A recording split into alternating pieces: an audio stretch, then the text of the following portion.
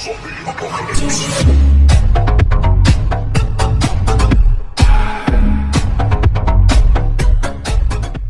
و درود خدمت همه شما دوستان عزیزم. امیدوارم هر کجا که هستید حالتون حساب خوب و عالی و ردیف باشه. خب خوش اومدید به یک ویدیوی جدید. قراره در این ویدیو بهتون آموزش بدم که چگونه در بازی پابجی موبایل نامتون رو نامری کنید. توجه داشته باشید که این آموزش به هیچ گونه برنامه‌ای نیاز نداره و در عرض 1 دقیقه میتونید این کار رو انجام دهید از طریق خود پابجی.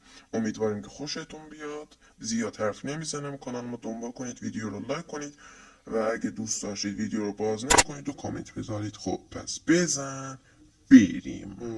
برای اینکه بتونید نام خود رو نامری کنید، اول از همه شما به کارت تغییر نام نیاز دارید. تغییر نام امان کارت آیدی. وقتی که اینا استفاده میکنید در پابجی، نام هایی که روی اونها از این علامت هست ذخیره نشده، سیو نشده. یعنی اگه شما از این حرف استفاده کنید، مثلا این ببینم کدومشون بود، نمیدونم، فکر کنم نبود.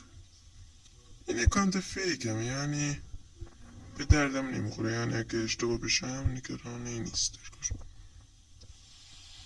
USS H و T خونده نمیشه. آره همانطور که میبینید نمیشه. منم از این استفاده میکنم. حتی میتونید از حروف تکراری هم استفاده کنید، مثلا اینجوری ببینید. من نمیزنیم.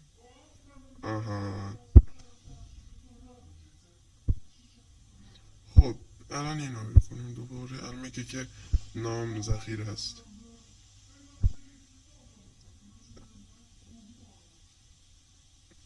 میگه باید بالای 14 کاراکتر باشه. نباید کمتر باشه. ببینم این میشه. الان دیگه همه اسمشون اینجوری میکنن که همه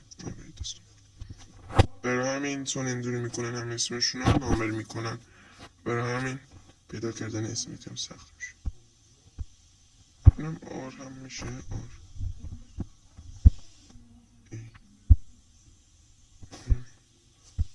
شاید این شد. میگه اسم در قبلا چیز شده، استفاده شده. یعنی صبر کنید من یه اسم پیدا کنم که ذخیره نشده. و بعد از ساعت ها تلاش توانستم اسم انتخاب کنم. دن دن دن. خب اسم انتخاب کردم. واقعا چند ساعت بود روش چیز میکردم. واقعا هم میگم دیگه چند ساعت نگم، ولی خیلی طول کشید. بالای 20 تا اسم چیز کردم دیگه. داشتم ناامید میشدم. ویدیو رو میخواستم از بکنم که خدا رو شکر شد. بدونید سعی کنید از حروف تکراری استفاده نکنید، چون وقتی کسی میخواد اسمش رو اینجوری نامری کنه دیگه این ویدیو حتما در اینترنت پخش شده که اونها هم اسمشون رو نامری میکنن. یعنی اگه شما از حروف مثلا تکرار استفاده کنید، برای این کنه زمانش رو خیلی زیاد طول نکشه گذاشتن اسم. میبینید تا ات مثلا حرف ات رو اونجوری مینویسن دیگه، اونجوری مینویسن که دیگه زود باشه. برای همین تکراری ننویسید. مثلا من از هر 5 تا حرف انتخاب کردم، از هر حرف که اونجوری نوشتم که رو بالاش یه دونه از اون کوچولو نشانه ها خطا باشه. الان شد. یعنی شما هم مثلا ات انتخاب کنید، شاید شد.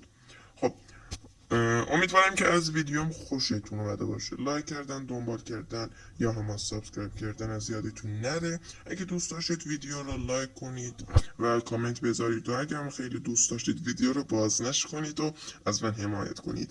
خب تا ویدیوهای بعدی، خدا نگهدار.